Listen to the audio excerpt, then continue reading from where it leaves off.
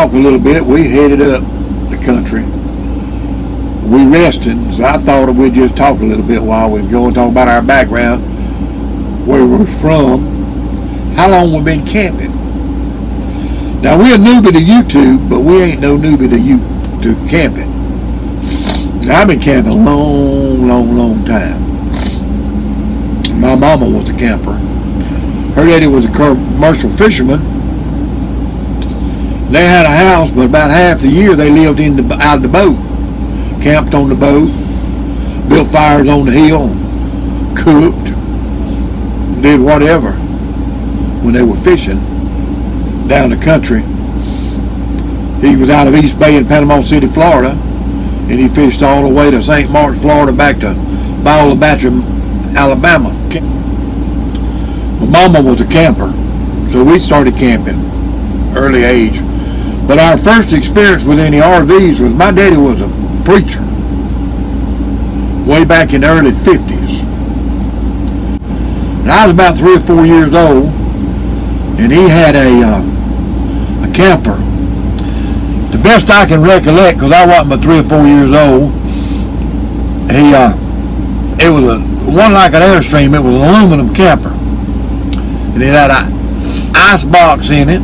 That little old trailer didn't have a bathroom in it, and there was really no place to do your business in it. And a lot of people think talking about this here new commode stuff, bucket, porta potty and all that new stuff. Well, my mama had that figured out a long time ago. We was bucket people in the 50s, 52, 53, 54 along in there. She would take Piggly Wiggly sacks, you know them brown paper bags. She would roll them down over that little old bucket we had, drop a newspaper or two in there in the bottom of it. We'd do our business. She'd wrap that thing up, put it in a bucket, another bucket, till we got somewhere where we could dump that stuff. So she was the first one that I can remember ever doing that. But that's the way they did it on a boat. A lot of times they just get over in the water and go. But that's nasty. You want to swim in it? Well, they didn't swim in it.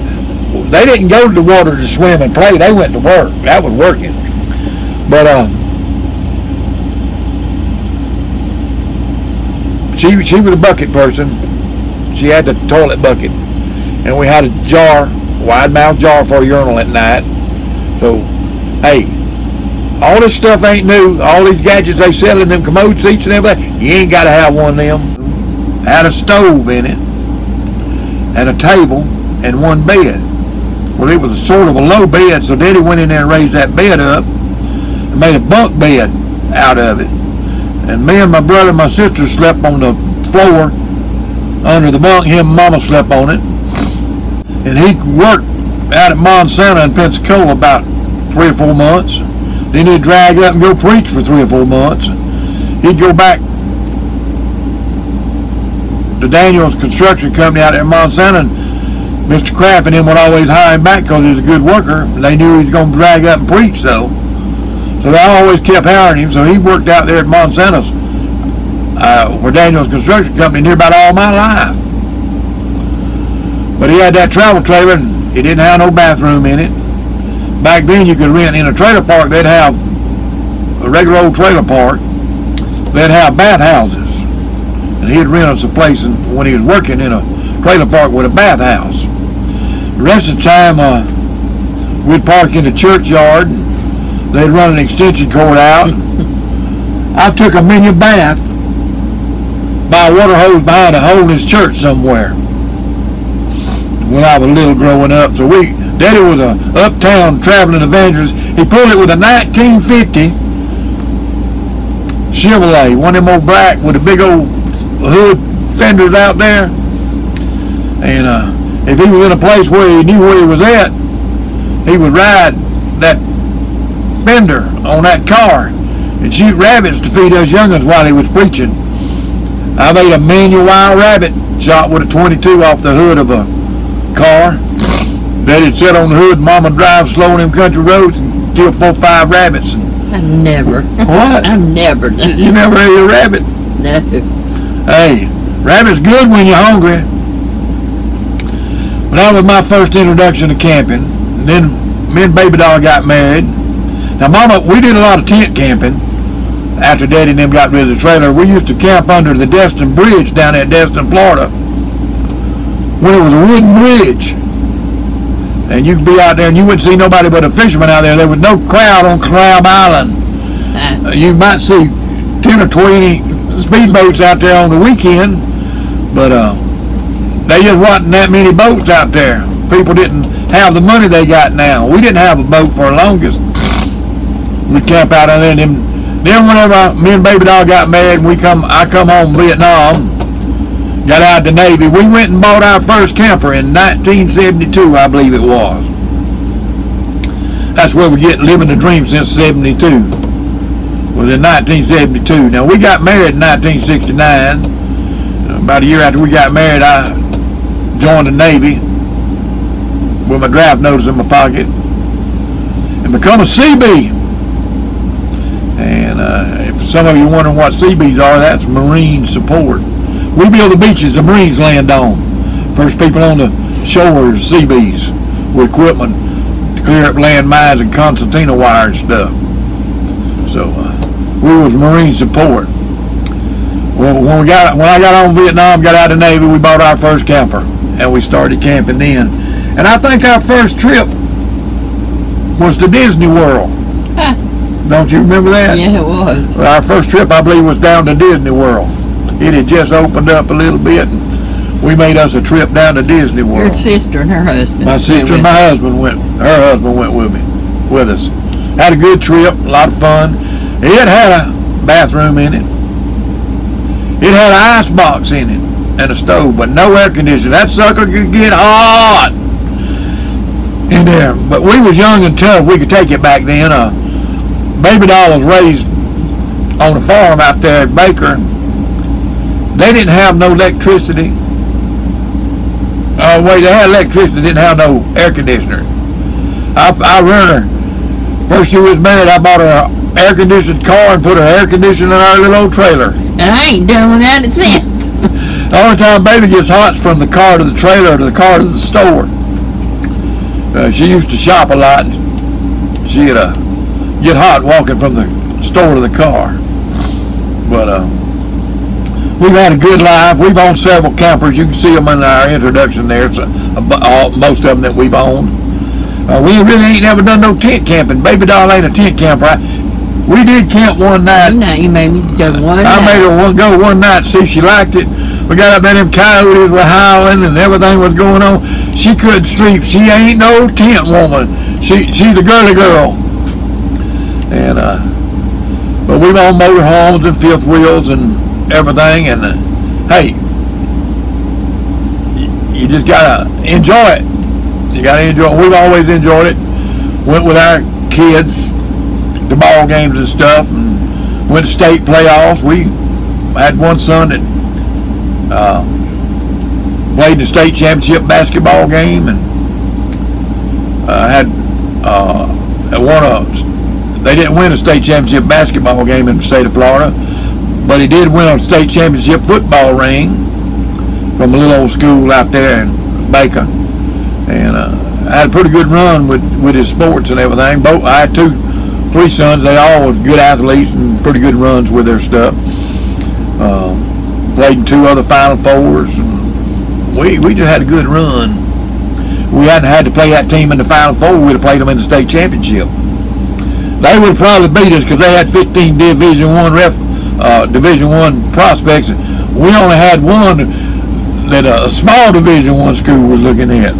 But they beat us 32-31 on the last 10 seconds of a ball game. It was a great ball game. But we've enjoyed life. Had a good life. We got 4 kids, 3 boys and a girl. The girl was the baby. She's rotten, spoiled. But we got some good kids. We have some great in-laws too. Oh yeah, we got some good outlaws. That's not what you're supposed to I call them outlaws. You're supposed to. They come and stole my young. We got three daughter-in-loves, what you're supposed to call them. Daughter-in-laws. Daughter-in-laws. They come stole my youngins. That's the reason I call them outlaws. And we got one son-in-law. One son-in-law. And a bunch of little crumb snatchers. Yeah, we got 13 grandbabies. They the greatest thing in the world. God should have let us have grandbabies instead of kids. It would have been a whole lot more fun. But they had to come stay with, three of them wanted to come stay with us last night. No, not before last. Before we left. We had three of them night before we left. So, life's good. Life's really good. If you're wondering how old we are, most people don't tell how old they are. I'm 70, almost 71. Baby doll's young. I married a young woman. 69. 69. I ain't getting no older. She said she's going to stop on that 69. But I don't want to stop and die. I just want to stop having birthdays. We were married 51 years in June the 21st. I ain't got but 2 days to remember. You know, I remember February the 24th, that's her birthday, and June 21st when we got married. Nothing else matters. She keeps up with all the kids' birthdays and everything. We had a good life. We've enjoyed it, but we love camping. And, we love living in our RV. Oh, yeah, we're living in the RV now while we're traveling. But I'm going to give you one tip on RVing. And I don't know that I've ever heard this tip. But the biggest thing that people make a mistake with, believe it or not, is steps. Especially if you got them automatic steps, you know, the ones that come in and out by themselves. Sometimes they don't come up. Huh? And they're aggravating whenever they get out of adjustment. And watch your steps. And the second thing is up high. People run into stuff all the time. You want to look for damage on a motorhome or something, you need to look up. Or underneath it. Or underneath it. You buy one of these from up north where they salt the roads. You better lay down and look, see if you're not buying a rust bucket. But that's sort of a little introduction to ourselves. Had to wait on Baby Doll to get 2 years to get out of high school. First time I ever saw her was a tent revival. And she sang with a legend in our area. His name was Tommy Holloway, and he was a great singer.